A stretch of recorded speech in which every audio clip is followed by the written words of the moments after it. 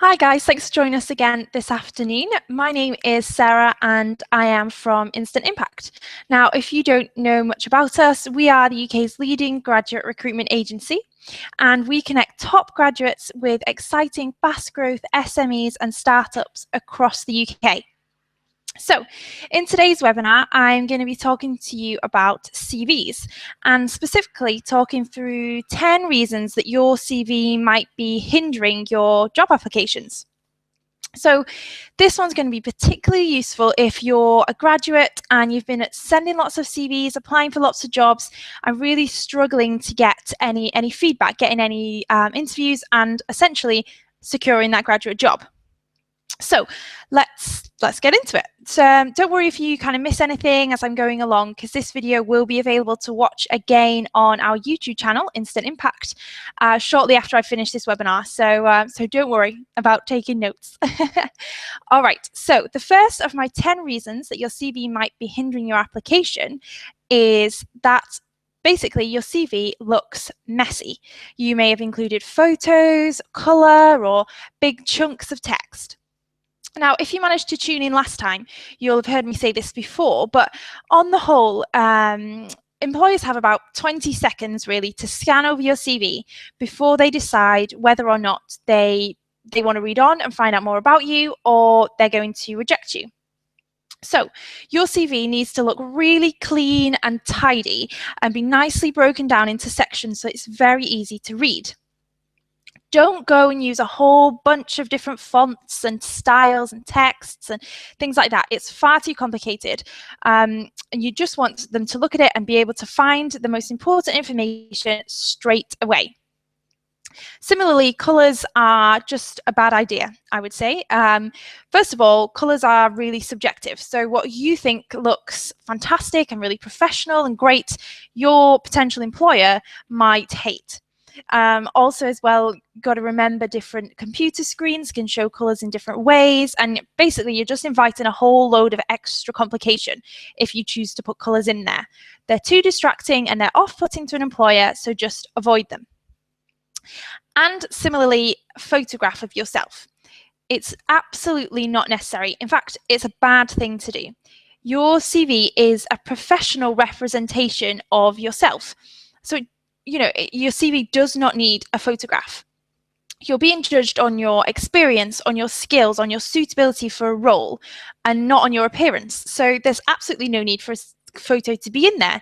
And obviously, if you get to go to interview, the employer will meet you anyway, and they'll see you in real life. So just avoid the photographs.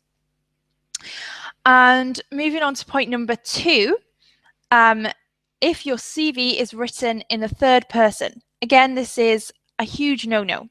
It's a bit old school, I guess. Some of you might be shocked for even putting it in here, but here at Instant Impact, we do genuinely see quite a few CVs coming through that are written in the third person. And it just doesn't read well at all. It is far too impersonal, so it doesn't allow you to kind of build that connection with the employer like you do if you're writing in the first person. And also, it's very kind of overly formal and not in a good way.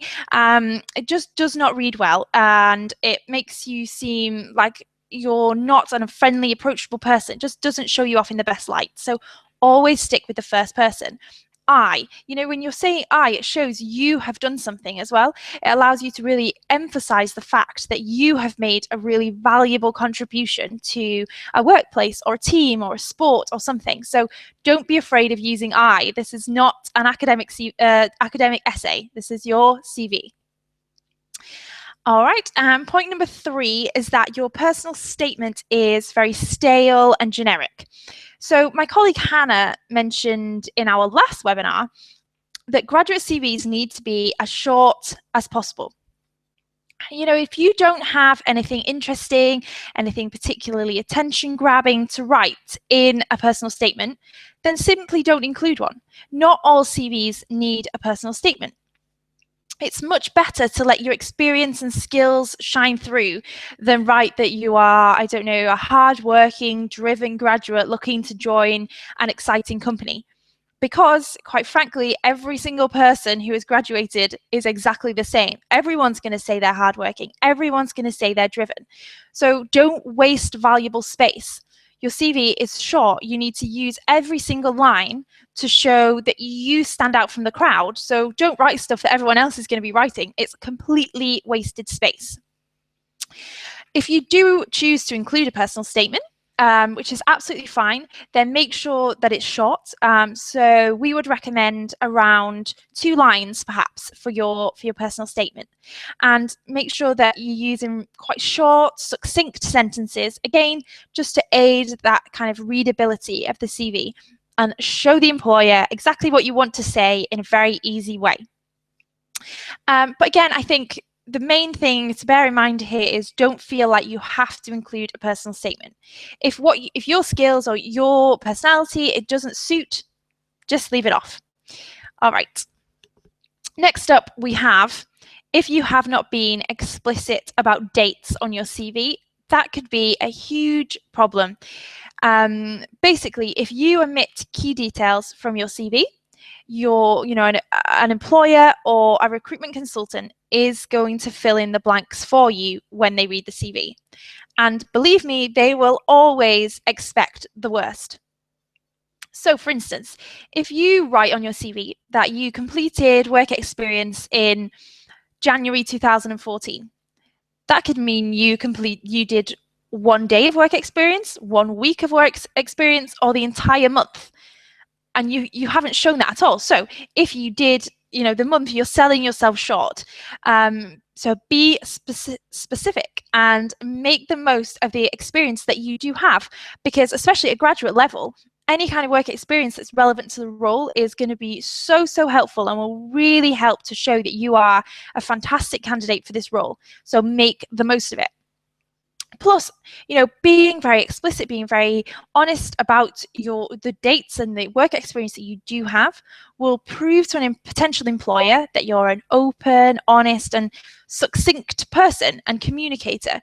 And that is definitely something that they're going to value too, to be honest, just as much as the work experience. So make sure you are as explicit as you possibly can be about all your dates, everything that you've done. Avoid any ambiguity whatsoever when it comes to your CV.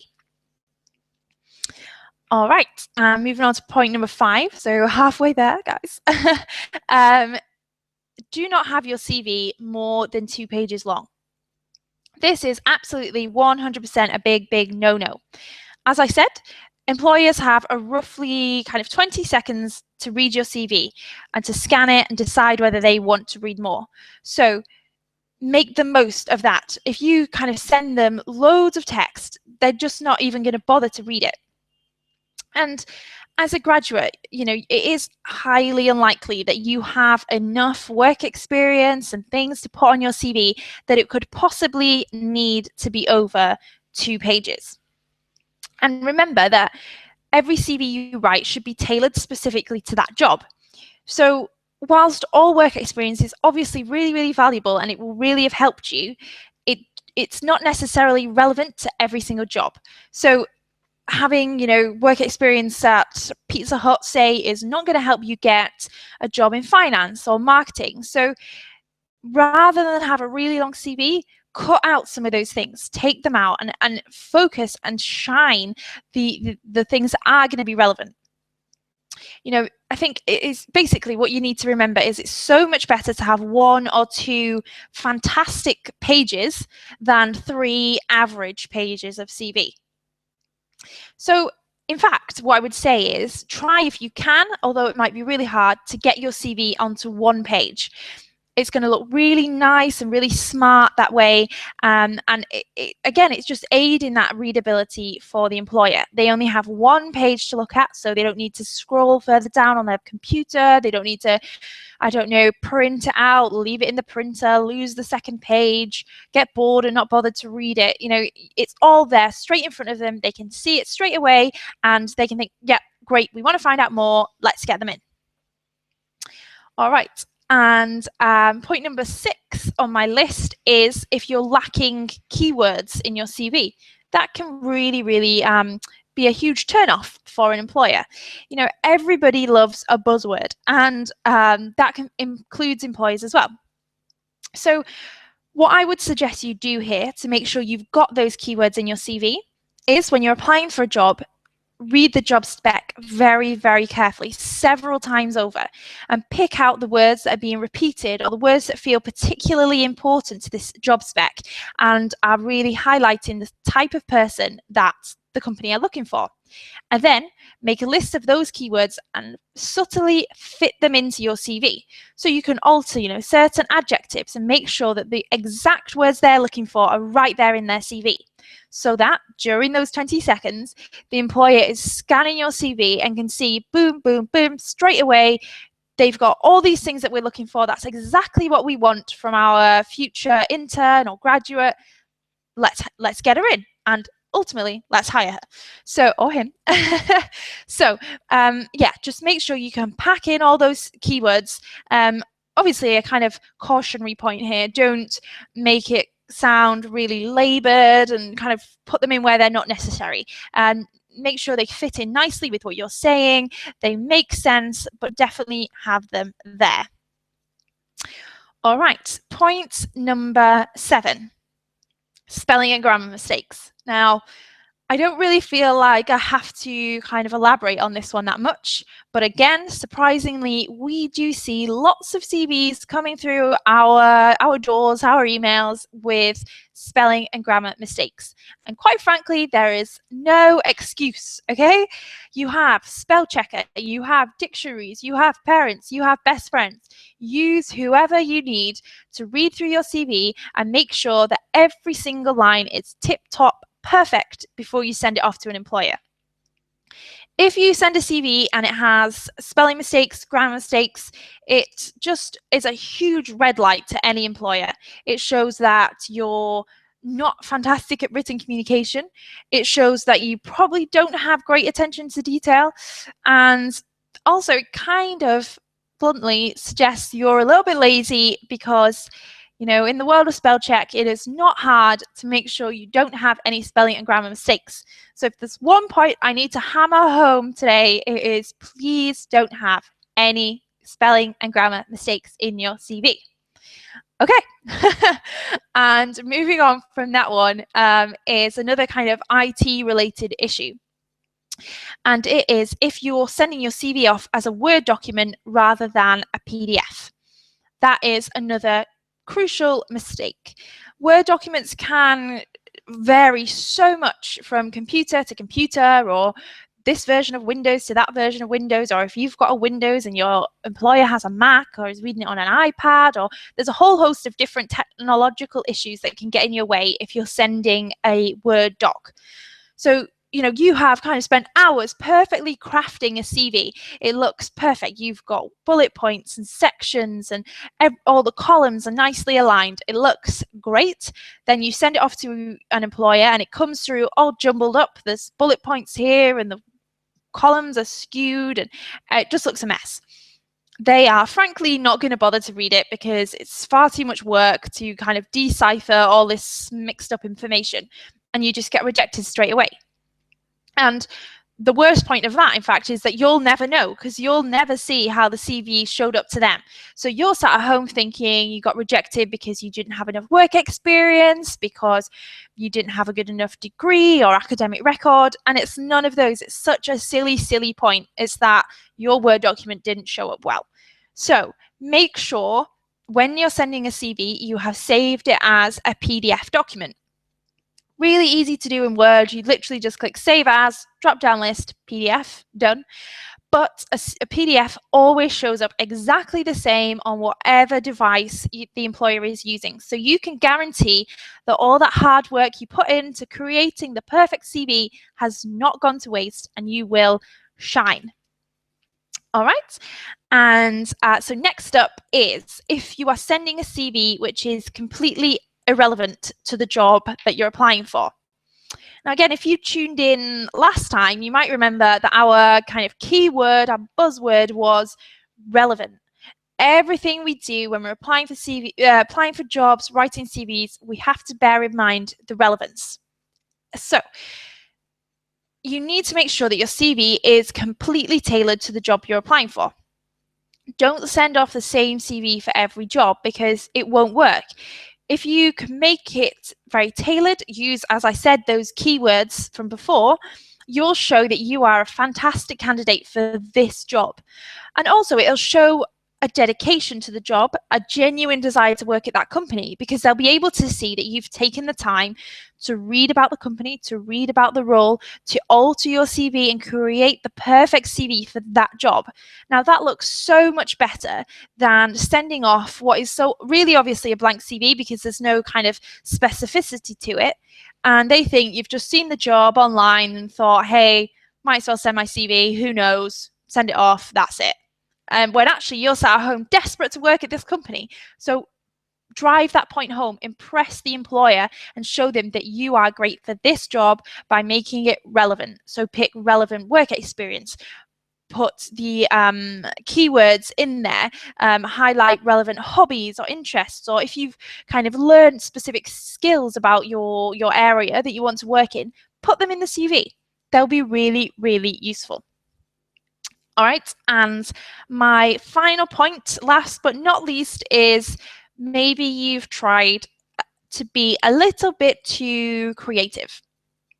Everybody loves creativity. It's great. Employers love creativity. They want creative people.